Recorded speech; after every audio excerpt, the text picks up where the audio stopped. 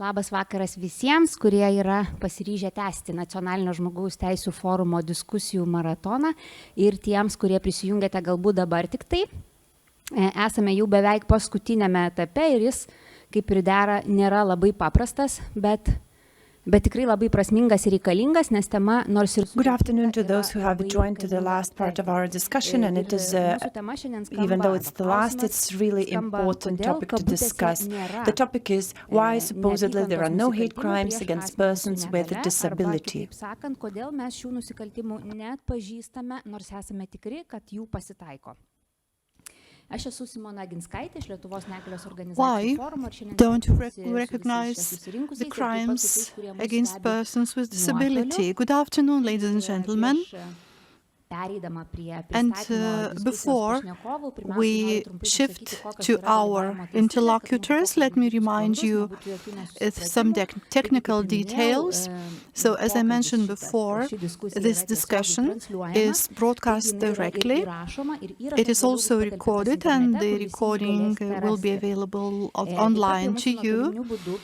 And I am glad to mention that we are going to have two participants of our discussion who will join us in English. So those who would like to hear the Lithuanian language will need to choose the interpretation channel. All of you can answer questions or make comments by raising your hand. Also, send us your questions online, and I can also inform you that in the end of our session I am going to ask you a question, and for the right answer you will be able to win a prize. Let me first of all to present to you Mrs. Ruth Bashall, Organization Stay Safe Director from the United Kingdom. Good afternoon. We can see you. And Mrs. Berit Vegheim, criminologist, the Norwegian Civil Rights Foundation, Stop Discrimination, the head of the organization. Good afternoon. I hope you hear us. We also have Irma Jokštytė, the Deputy Chair of the Lithuanian Center for the Blind and Visually Impaired, and Arūnas Meška, Deputy Chief Prosecutor from the Department of Criminal Prosecutions of the Prosecutor General's Office. Just a few words about the topic itself. We know that hundreds of people become victims of hate crimes in Lithuania every year. However, there has been no crime that would be attributed to the category of crimes against persons with disability. This is actually an issue which is quite complex and which is not very well known to our specialists, to our law enforcement institutions. And I will probably be correct by saying that we are just in primary stage with this now today. This is why it is always good to share experiences with someone who have advanced much more than Lithuania is. So, dear guests, I would like to ask you to share about your experience in the UK and Norway as far as the crimes against people with disability are concerned. The floor is yours. Either Berit or Ruth, whoever. Yes, please. Would you like me to start? Okay. Thank you for inviting me to this. I think the situation in the UK, and just to say, I will mainly talk about England and Wales because the UK has devolved nations, and I don't have the data UK-wide. The collection of data is done differently in the different nations in the UK. So apologies for this not being a total picture of what happens in the UK. The situation we have at the moment in the UK is obviously very different from Lithuania in some ways, but in some ways not. Which is that, the first thing is I should say is that the UK is one of the few countries that is recording hate crimes against disabled people. But the numbers recorded and compared with the numbers of actual cases are disproportionately low. So in the UK to March 2021, there were just over 124,000 recorded hate crimes in England and Wales. And that's racist, homophobic, transphobic, faith-based hate crime and disability hate crime. Of those, only 9,208 were recorded as disability hate crime. But obviously we also know that disabled people may be victims of other forms of hate crime. So that's just some very dry data. When we're talking about hate crime, the definitions across different countries vary. In the UK, and that's across the UK, the definition is based on hostility, not hate, but hostility, which is much easier to prove in law. But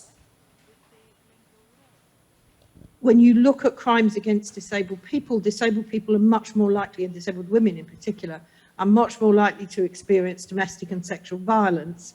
And there is a very strong element of disability hate within all those forms of violence and abuse. So violence against disabled women and girls is in some ways part of this picture. We're an organisation run by and for disabled people, and we work with victims of all forms of crime, including domestic abuse, domestic violence, sexual violence and hate crime. And what we find is that there's enormous overlap between all of these. And for example, many disabled women may be victims of racist or misogynistic hate crime. So it's quite a difficult thing to identify, but what we know is that disabled people are probably the group that is most likely to experience hate crime. And again, what we call intersectionality, so the issues around the overlaps between different identities, if you like, mean that disabled women, disabled people from Black and ethnic minority communities in the UK are much more likely to experience hate crime within that category of disabled people. We think that people with learning disabilities are those most likely to experience hate crime as well, but again, the evidence is not entirely clear.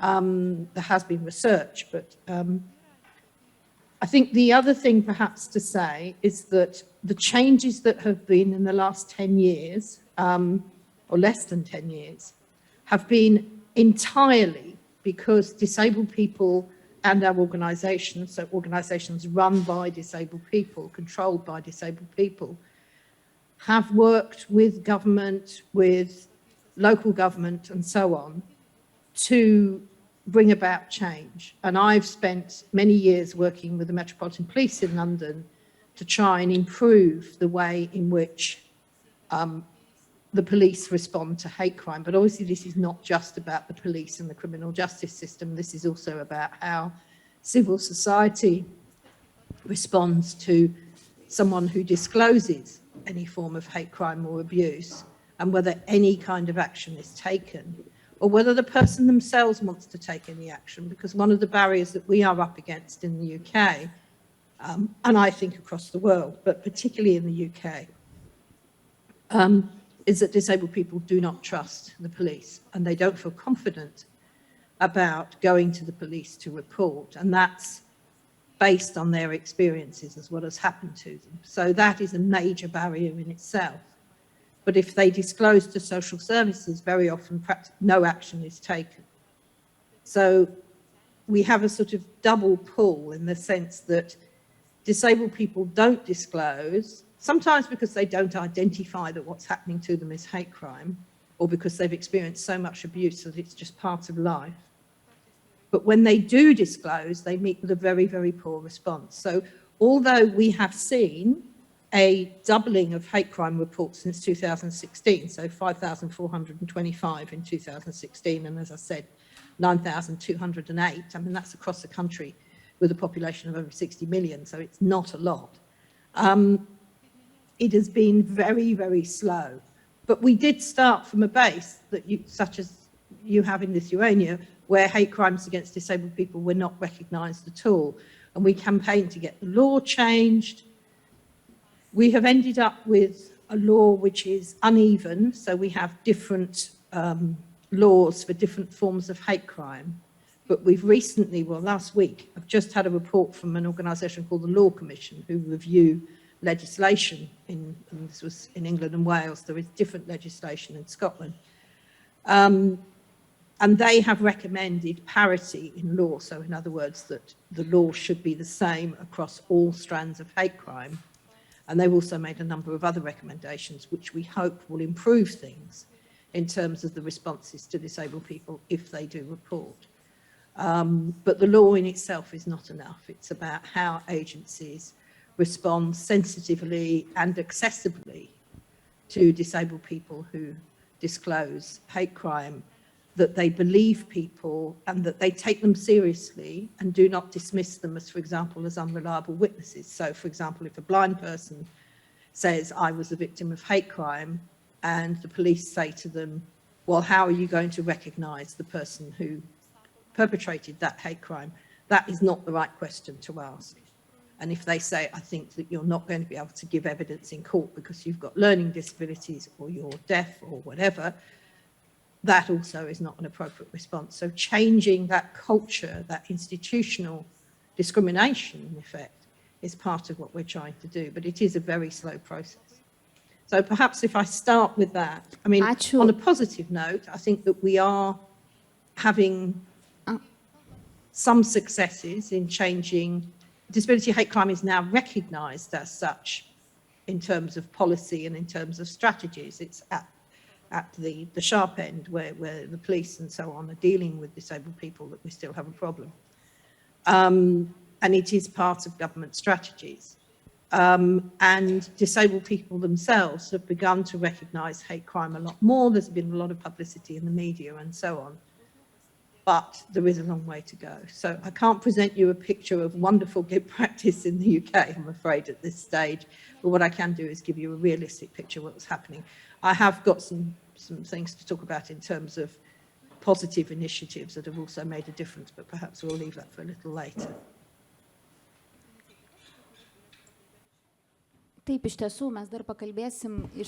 Yes, indeed, we are going to speak about the regulation, why is it different and why it is important to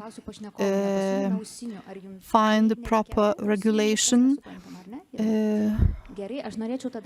Maybe now I would like to shift to Norway, if we may. I know that in Norway the numbers are much lower. And even though our guest from the UK is not satisfied with the existing situation in the country, I know that in Norway you have still a lower number of crimes when penalties are imposed or people are being punished for hate crimes. The floor is yours. Yes, thank you. Thank you for having me. Yes, definitely. And actually, we are 10 years behind UK. So, to be very honest with you, we look to UK all steps we are taking and reading whatever comes from UK, because that's very useful for us, both when it comes to the strategy, the way of campaigning, the civil societies. Possibilities, and when we are arguing. So UK is, I think UK is the place in the world where they have got most attention on disability hate crime. So we got the legal protection in 2013. That's not 10 years ago. And it takes some years before you even see that it is reported and registered. So in 2019, it reached every time's high point of 34 cases, but in 2020 it was down to 16 cases again. And I was asked about these cases, but I can tell you that we haven't got access to the data, the details about these cases. So I asked the National Center of Expertise on Hate Crime, which you have had earlier today. And they told me that most of these cases are about discrimination. There are a couple of cases about harassment, and one case of a woman in a wheelchair who was spat on. But actually, what the big problem is, as Ruth also pointed to, the big problem is to get disabled people also to recognize that they shall report hate crime, because the media never talks about hate crime. But we are collecting cases from the media, because media is unconsciously telling us stories about hate crime all the time. So we are collecting those cases, archiving them, and trying to use them when we are trying to convince the police that there's a lot of cases about disability hate crime in Norway, but you don't handle them as hate crime. So what we are actually trying to do is to convince the police that you have to do what CPS did in UK, to scrutinize all these cases you have. Whenever there is a victim who is disabled, you have to look into all these cases. They are about violence, robbery, burglary, damage of property. There are a lot of cases we can read in the media about people in wheelchair who are tipped, who are burglared, who are robbed, who are spat on, and about people with learning disabilities who have been exploited, who have been taken advantage of, what in UK they call befriending, which means that someone acts like your friend and abuse your loneliness, your faith, your vulnerability. So the way to do this is not to wait for reporting, it's to look at the cases one already have got. And as I said, we got legal protection in 2013, but so far no one has been charged of disability hate crime. And as I say, there's a lot of cases in the Norwegian criminal system. There is a lot of cases about which is actually disability hate crime, but which are prosecuted as violence against a defenseless person, most of them. And I think that's part of the problem, because all countries, I think, have got a penal code which gives them this option that if a crime is committed against a defenseless person, it should be an aggravating circumstance. And that's what's happening all the time. As long as disabled people are looked upon as inherently weak and vulnerable, easy targets, and all these neutralized perceptions, neutralized pictures of what's going on, then we won't get to acknowledging hate crime. I think I should end there and wait for some questions, if that's okay. Iš tiesų labai įdomu yra, na ir labai svarbu paaiškinti, Indeed, it is extremely important to explain why hate crimes against people with disability have to be investigated differently. I think this traditional definition that the crime is committed to express hatred is not adequate inadequate. Or sometimes the provisions of the law showing the crime as the crime against the person who cannot defend himself is also not quite correct. So maybe you could elaborate, maybe Berit, can I ask you to do that? Yes. Traditionally, disabled people have been perceived as inherently weak and vulnerable, and as I say, inherently. So whenever a disabled person is attacked or targeted, it will be neutralized as an act of, as a neutral act, as like you are an easy target, as I said. And that's the big problem, because what you have to acknowledge is that it's traditionally, historically, the history tells us that it's just because people are perceived as inherently weak, ugly, imperfect, clumsy, unintelligent, mentally retarded, was used before. All these negative characteristics, which all of them characterize disabled people, in fact, it tells us that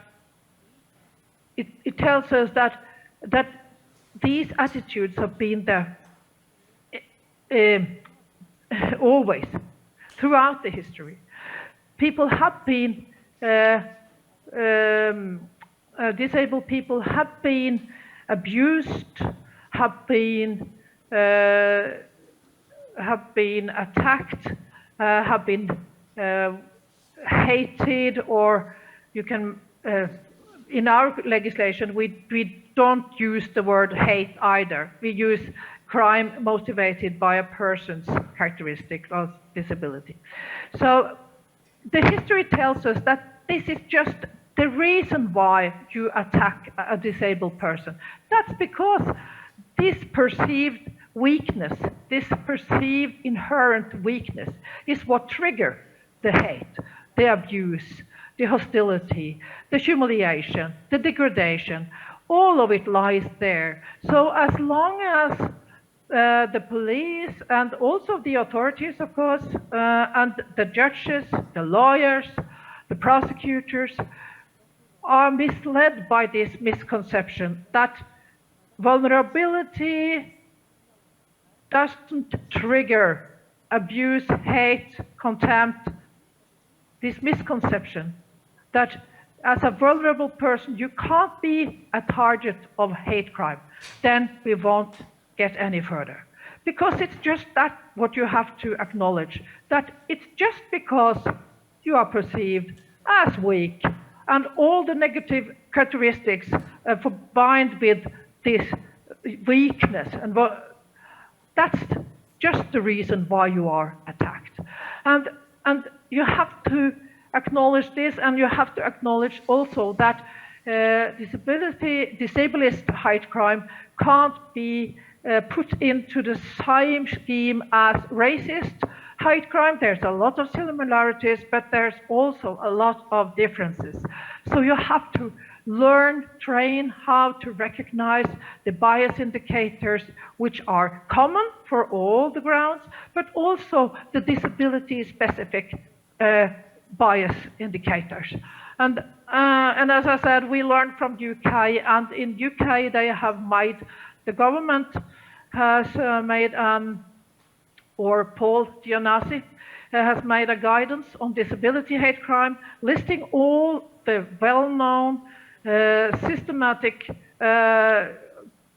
characteristics which you can find in disability hate crime, bias indicators. There are a lot of them. So there's a lot to offer to all those who must be trained to recognize how to identify, how to investigate, how to sanction disability hate crime, and not fail to do so, because that's dangerous for us who are belonging to this group. Thank you, Berit. Now let's continue with Ruth, As the UK is represented as a leading example in this area, I would like to ask for recommendation. And in general, what helps in the UK? What helps the experts, the community, and other people to treat those crimes differently and recognize, first of all, these crimes? It's not only a matter of laws and regulations, it's also training. So how did you manage to be so ahead? I mean, it's very strange, really, to be sitting here and hear that we are ahead, in the sense that, I mean, we know that we've made some progress, but I think that from where I'm sitting and being involved in an organisation which is working with disabled victims of hate crime, we meet extraordinary barriers in trying to get justice and safety, even just basic safety for our clients. And we meet, so I don't want to put a dampener on this, but I think that at a strategic level, the UK does have a framework, although I think it's quite flawed. I think it's quite problematic. But at the level of people's lives, the practice is very, very poor. We've just put, as a partnership of disabled people's organisations, have just put a report together about the experience of hate crime in London, where the police are simply failing to investigate, even when the victim or their advocate has evidence of hate crime. There is a kind of just a sort of refusal to consider this as a crime worth investigating, even when there is repeat abuse, particularly where people live, repeat physical and psychological abuse from neighbours, insults and so on. So it is still very problematic. Changing the law is part of making change, but I think, to me, the thing that probably has made a difference in terms of what we have managed to achieve is the partnership between disabled people's organisations. And when I'm talking about disabled people's organisations, I'm talking about those that are run by disabled people, not for disabled people, but which are, self-organised groups. So that partnership between disabled people's organisations and police, local government and so on. And in the areas where that's been effective, that's worked. So, Berit mentioned the work the CPS did in terms of reviewing cases, and a colleague of mine, Anne Novis, who was chair of the London Disabled People's Organisation, worked with them, and I was involved in some of this, to review cases in London, and she was also involved with the CPS to review cases, or at least a sample of cases across England. And absolutely right, Berit, what that showed is that the cases are misidentified. So I think that those partnerships, and the one that we had in London was called Disability Hate Crime Matters, which is, what it is really. And we had a 6-month programme putting together a presentation, it was a seminar, sort of 2.5-hour seminars, for several hundred Metropolitan Police officers, and they were key officers. They were people from the local neighbourhood teams, the hate crime liaison officers, because we have hate crime liaison officers whose job it is to work on hate crime, and to scrutinise and to make sure that things get done properly. This was in 2016, and what we saw is, as a result of that, and as a result of working with the team who scrutinise all the crime reports that come in every day, and getting them to rename, re-record crimes against disabled people as hate crime, what we saw was a 350% increase in the first 6 months of this piece of work. And it worked. Unfortunately, it wasn't sustained, and we're now back to the levels have fallen back, and obviously with COVID, everything's gone, has got a lot more difficult. But those levels have stabilised, but we are still not back at the level that we were in 2016 in London. Across the country, the numbers have doubled in 5 years, which is a positive move. I think the other thing is, and if you're looking at legislation, if you're looking at how to do this, I think, Berit, what you said about the attitude of disabled people being vulnerable adults, which is what the legal term, which was used in UK law till quite recently, is toxic, is problematic. We have a whole system of law in the UK, which basically means that disabled people, or at least many disabled people, are treated as vulnerable adults, and that the process of what happens to them if they are a victim of a crime is different. So somehow that we are not quite wholly human, that there are real human beings who have the right to protection from the law, and there are problematic areas around that. And then there are these vulnerable adults who get protection from social workers. In effect, that doesn't happen. And I have sat in meetings, and my staff have sat in meetings, where social workers have called meetings involving protecting a disabled victim of domestic abuse, for example, and invited the abuser to the meeting, which is an incredibly dangerous thing to do. And similar things have happened where, you know, staff in institutions, where everybody's been asked to talk about it. Now, we don't do that with any other victim of crime. We do not demand that non-disabled victims of crime negotiate with the perpetrator for him or her to be nicer to them. So what we have is structural discrimination built into the system of law. And I think one of the things to learn, and having had discussions previously with the Human Rights Organization in Lithuania about this, you have a similar thing in Lithuania, and I think most countries have it, of the idea of vulnerable adults. Start by getting rid of that, because that completely distorts the whole process of how disabled victims of crime, of any crime, are dealt with. Make the process of law accessible. You know, make sure that people have access to basic support like sign language interpreters and other communication support, that they are taken seriously as witnesses to the crime against them, because that is part of, obviously, laws and how that's used are different in different countries. Give them the right to an advocate, I think, is one of the things that really works. Although it's not a guarantee of everything, we are sometimes powerless against the system as well. And work with disabled people's organisations. It's not just about individuals, it's about having organisations where disabled people can come together and think strategically about what needs to change. And I know that in Norway you do have organisations run by disabled people, but I gather that in Lithuania that's not quite yet the case. You know, this is part of a structural societal change about the way in which we see disabled people. And one of those is to deal with the more difficult end of that, which is hate crime, is a manifestation of hostility, of hate against those of us who are different. I think it's about difference. And as part of that, it's seeing us as other, really.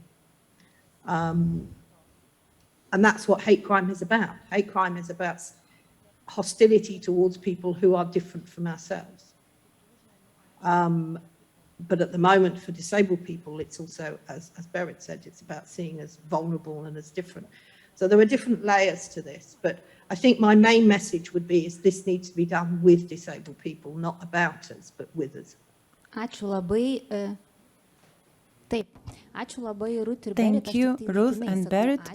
I'm just saying thank you now. Maybe later on we will have further questions to you. But now I also have a few questions to the panelists who are present here.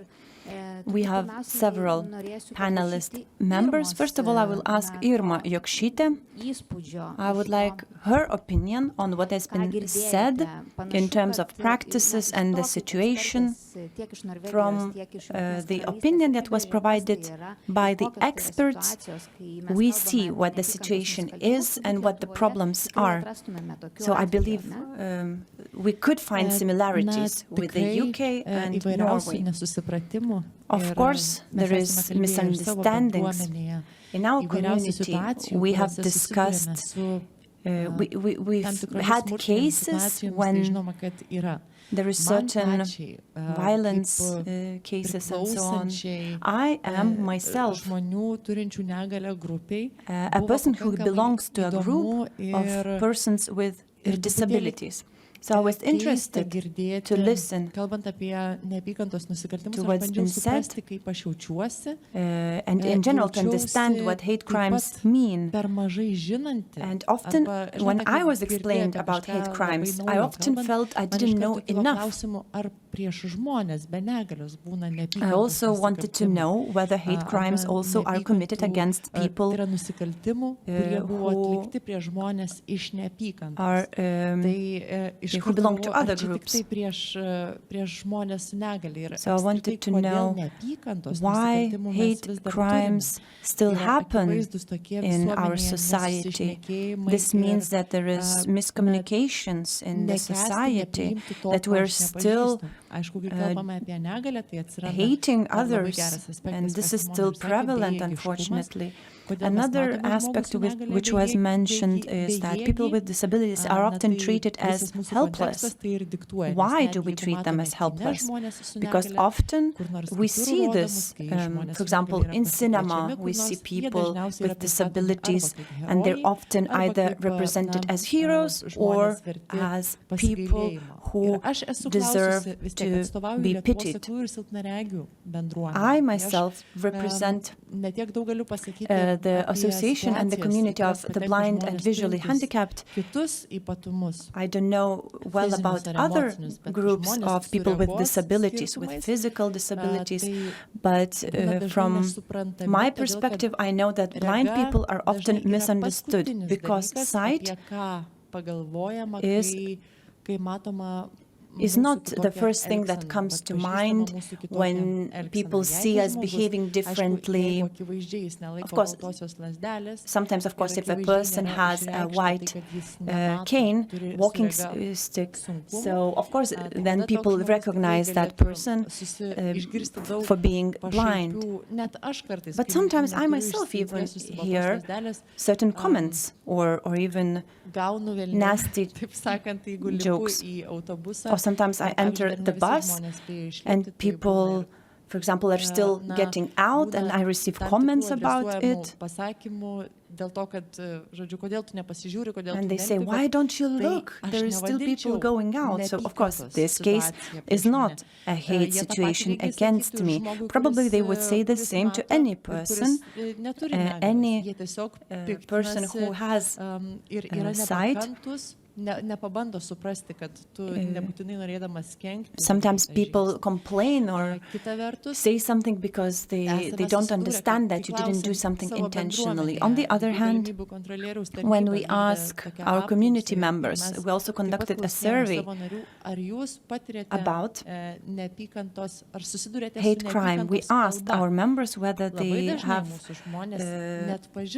have seen cases of hate speech. In many cases, people didn't recognize at all what hate speech meant, and they didn't connect hate speech with their situation. So there is nasty words directed at us, but we don't even ask why this happens often. Sometimes there is even certain expressions on social media, and some people say, why do the blind people need to have kids? This is something that is being said. It's of course meant as an insult.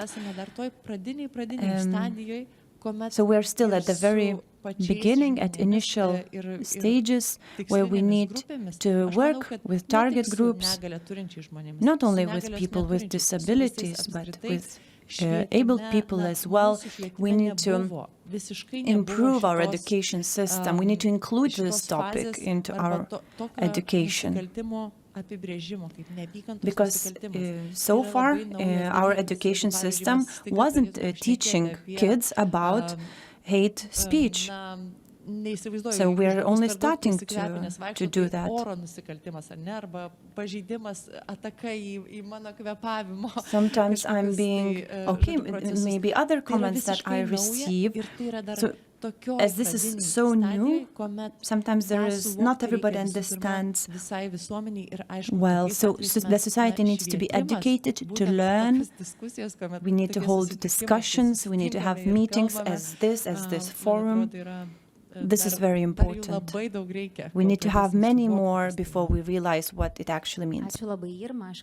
Thank you so much, Irma. Now I would like to ask the Deputy Chief Prosecutor, Arūnas Meška, what stage we are in terms of investigating these crimes. Maybe you can provide some other examples as to how the crimes are being investigated against people with disabilities. For example, we had a case when a person was robbed, a person in a wheelchair was robbed by stealing his telephone, mobile phone. The person in the wheelchair was blind, and the phone was actually very key to him to help him get oriented in the environment.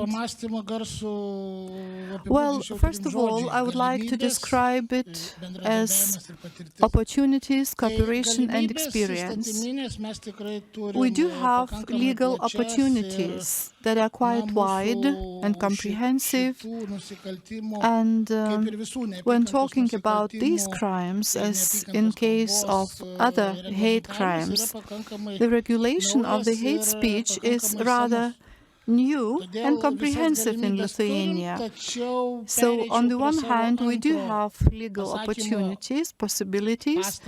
However, the efforts and cooperation are key here. I was listening to the colleague and was not happy to hear it, because she started her speech from saying that there are misunderstandings. There have been misunderstandings, not crimes. We do want the victims name the things correctly, because even the case which you mentioned, my phone was taken away. Sometimes a person with disability suffers because the violator chooses someone who is more vulnerable, who cannot resist.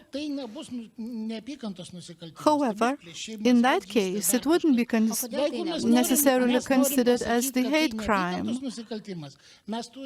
because when we are speaking about hate crimes, we need to prove that the violator had the intention to make fun, to degrade the person. But if he steals the person just to buy an additional portion of drugs, it will be treated differently.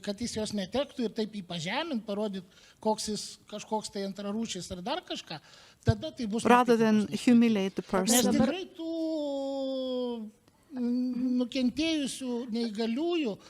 Actually, we have a big number of victims of crimes against people with disabilities.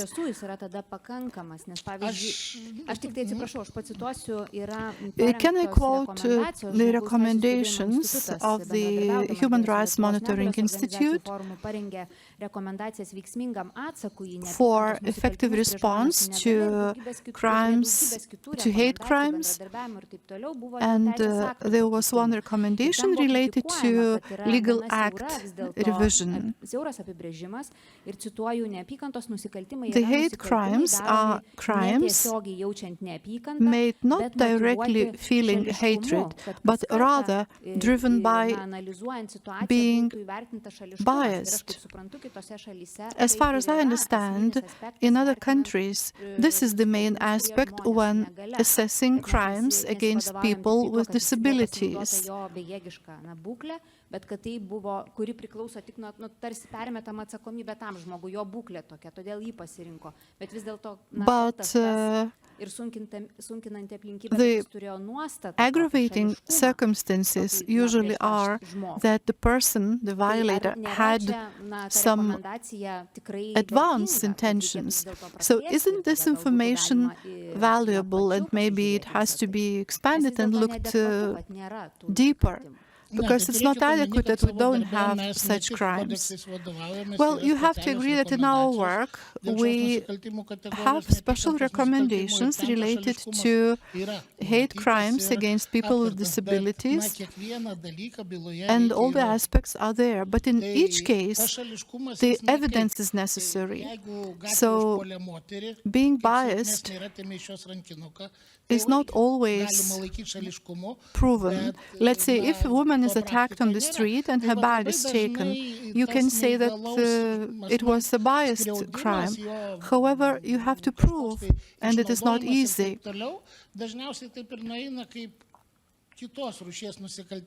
So very often the crimes are attributed to a different category because police investigators or investigators do not see enough evidence of discrimination, let's say. So by joint efforts, we would be able to achieve the desirable result. But it is very important that the victim speaks out and does not consider himself a victim of circumstances and would not try to justify the criminal, would not call it a misunderstanding of some kind. This is something that hampers our processes. I have a practical question then. Why is it important? Let's say if I have lost my phone, as a victim of crime, what should I choose? So that how should I behave that the crime is attributed to the category of crimes against people with disabilities, hate crimes? Maybe I can ask Berit, why is it important to speak about different motives if you are not a vulnerable person who cannot defend yourself, but rather to be viewed as a person with disabilities? Why is it important? Shall I answer?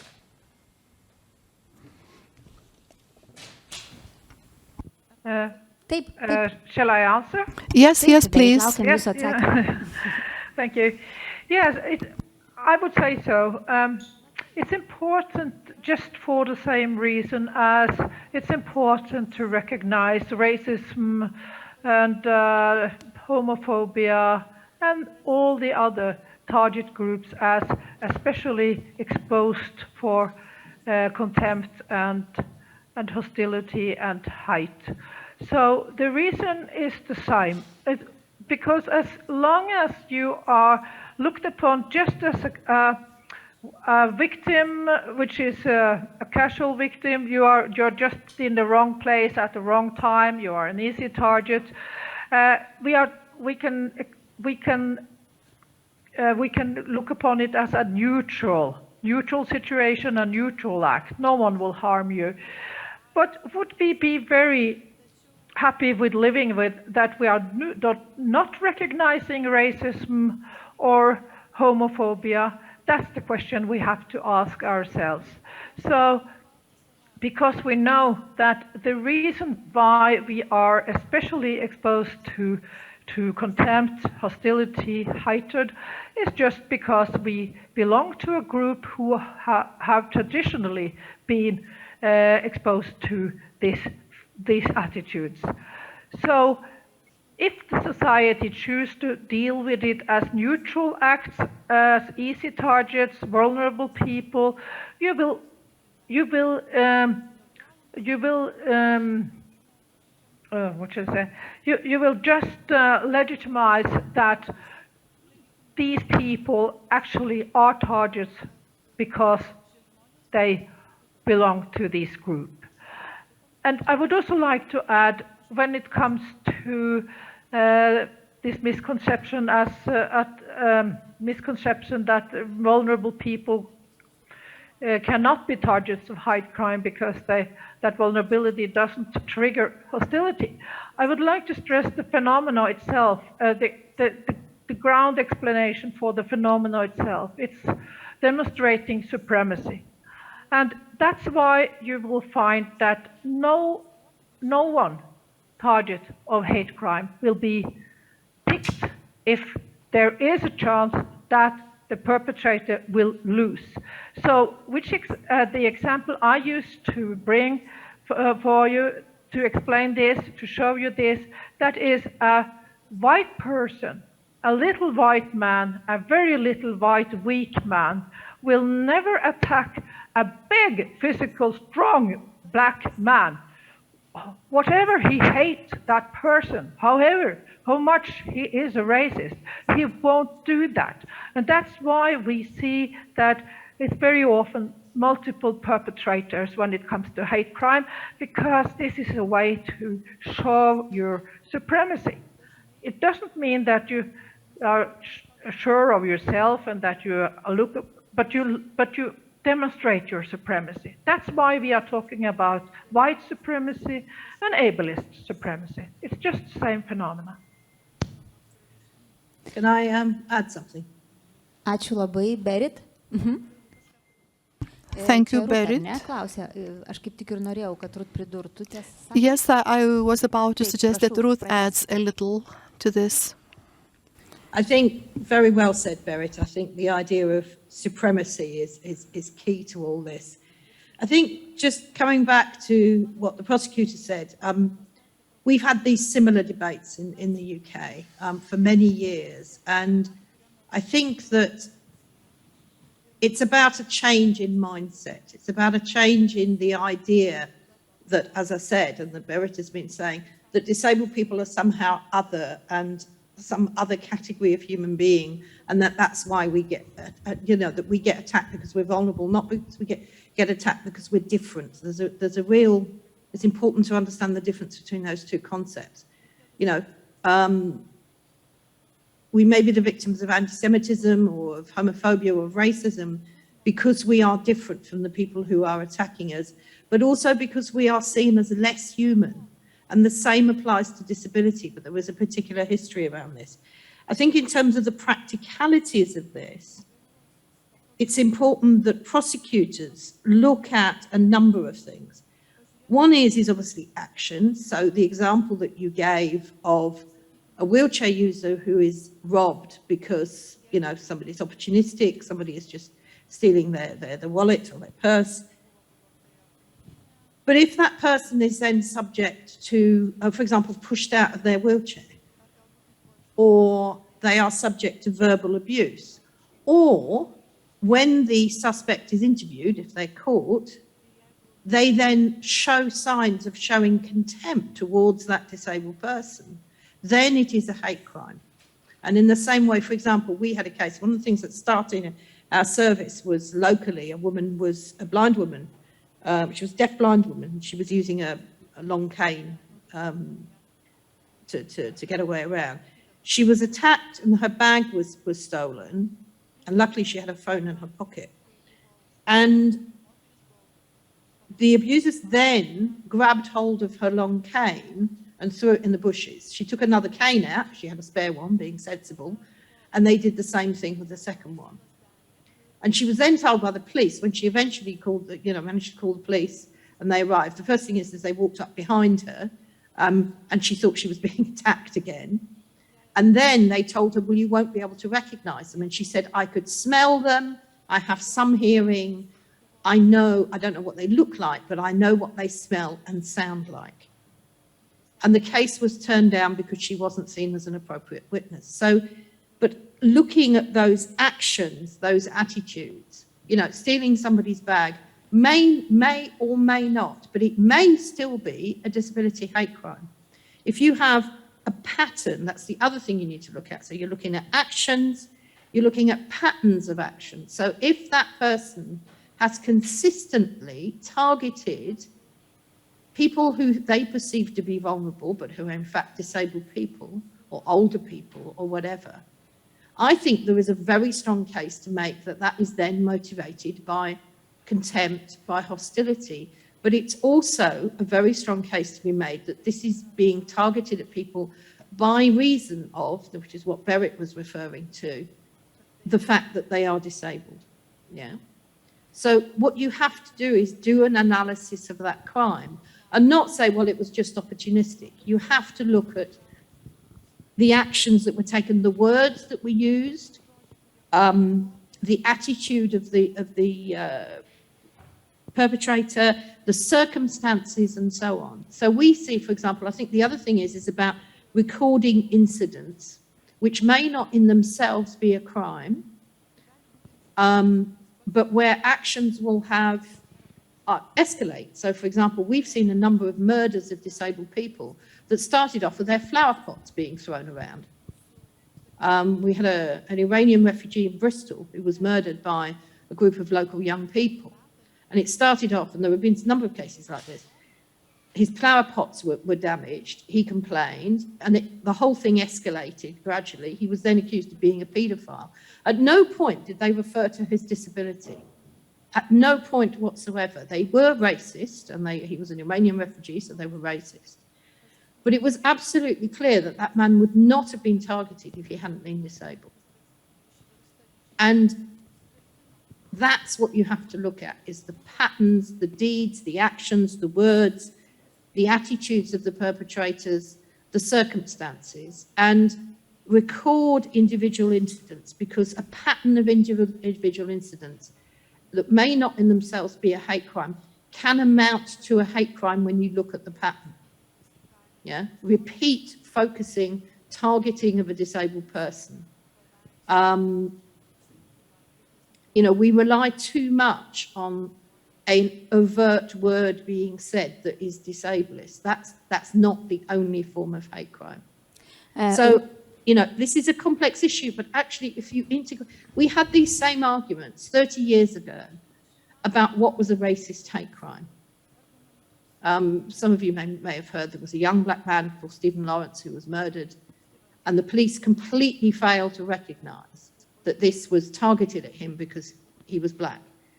It was obvious to the rest of us. And it took an enormous campaign by his parents, by his family and their supporters over many, many years to get what led to a change in the law and led to the setting up of hate crime law.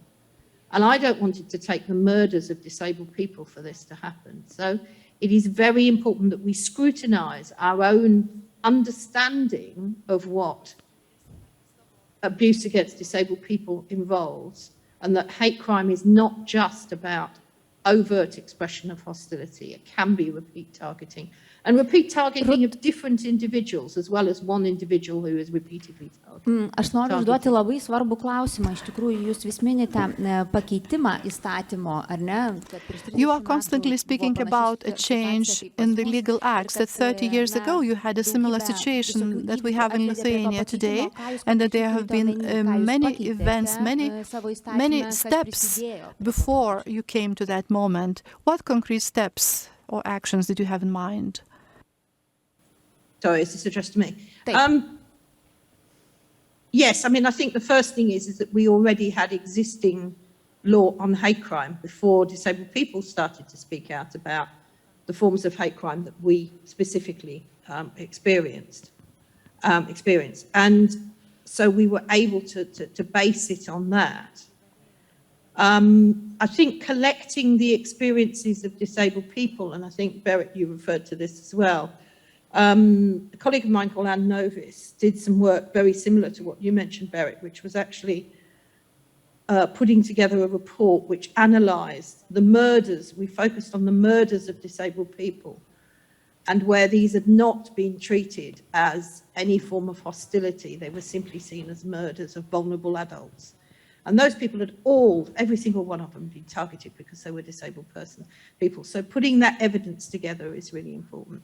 Building on existing legislation, but sometimes getting rid of existing legislation if it makes things worse. Yeah.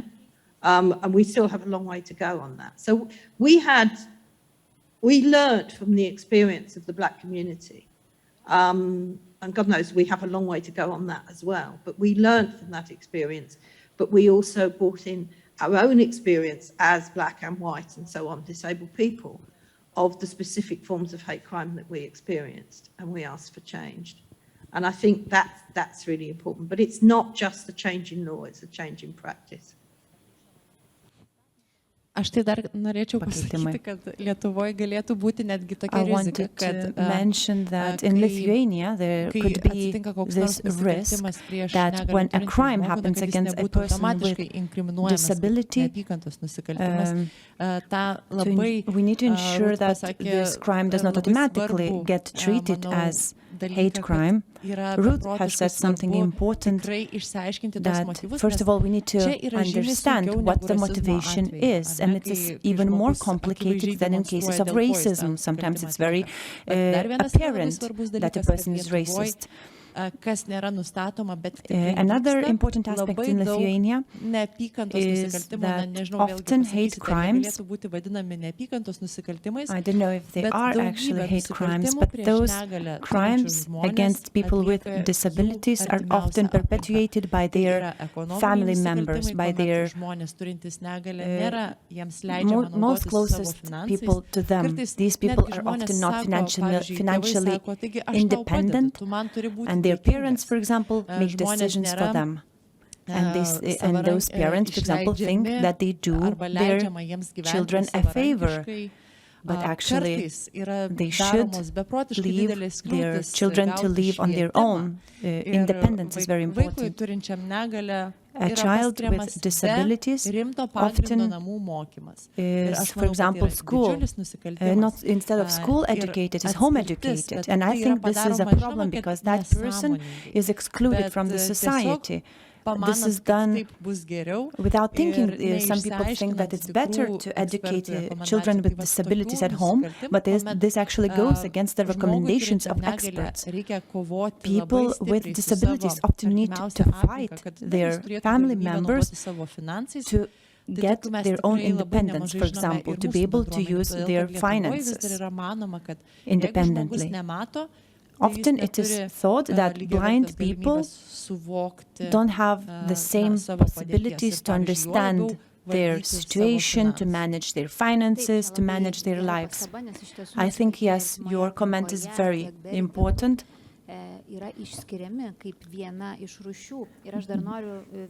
I wanted to also ask the representative from the prosecution service.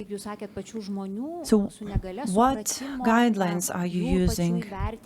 Are you waiting for some suggestion or report from a person with disabilities, or how do you determine whether the crime was motivated by hate? Sometimes it's not clear at first sight, so an investigation needs to be done. So what do you do to determine whether the crime is motivated by hate against people with disabilities? Of course, we're not just sitting around and doing nothing. We are looking forward to cooperate with the victim. We want to get the necessary information, full information, and not partial information. In some cases, family members abuse their children financially. In some cases, even there is sexual abuse. We've had cases when people were not given even food because their family members wanted basically to kill them. So it's very complicated, all these situations, and working with those situations is very hard.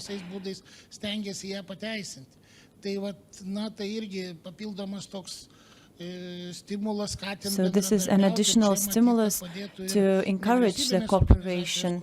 So the family needs to get support from NGOs, mental support, because sometimes they don't have the necessary skills. We, as a prosecution office, we cannot make the victim talk. We cannot influence for example, the victim's statement. We can't make them report abuse or other type of discrimination. But there is of course, we are looking forward to cooperate. But there is the police officers, the social workers. Do you cooperate with them? Do they collect information? If we're discussing the ability to recognize hate crime, there is one thing, because sometimes we don't even recognize it ourselves. Then there is data available to the police and prosecutors. Maybe they can analyze this data as well. Yes, this year we did a kind of an experiment. We organized a class, a seminar for prosecutors, and this seminar was about people with disabilities in general. The lawyer who was the teacher of the class was actually a blind person, and in many cases we don't know much about the situation of people with disabilities. Sometimes we cannot understand the problems they face, so awareness is key. This type of training, I think, give results. Police officers now are trained, because it's no secret that hate crimes up until recently were not taken and treated seriously. In your opinion, do you think that all the crimes that were investigated that were related to people with disabilities, do you think that all those crimes, none of them were hate crimes? Did you miss something? I wouldn't agree that we did miss something, because those people who committed crimes, they were prosecuted for those specific crimes they committed. Not hate crimes, but burglary or similar crimes. So when we have to decide on the punishment, we take into account whether it was just a certain type of crime or whether it was a hate crime too. Then, if it's both, then that person would be punished more severely, because he or she targeted a person due to their disability. So we are obtaining experience. But do you have the ambition to treat those crimes properly, to be able to recognize them as hate crimes? Of course, I think that we want to treat them properly. Ruth, I see you're raising your hand, so maybe something shortly. You have a short, brief comment, and then we will have to end the session. Please, go ahead. Thank you.